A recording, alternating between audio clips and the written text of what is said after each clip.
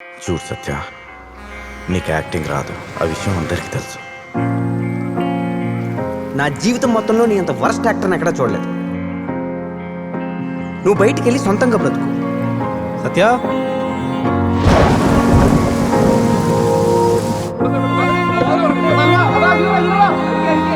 నా వల్ల ఎందుకు కాదు, నా వల్ల ఎందుకు కాదు.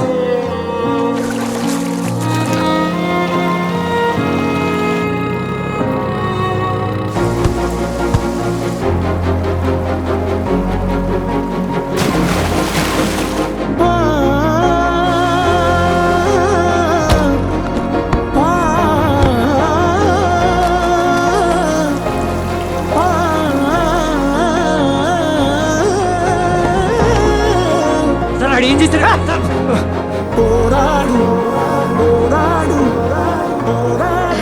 Thank you.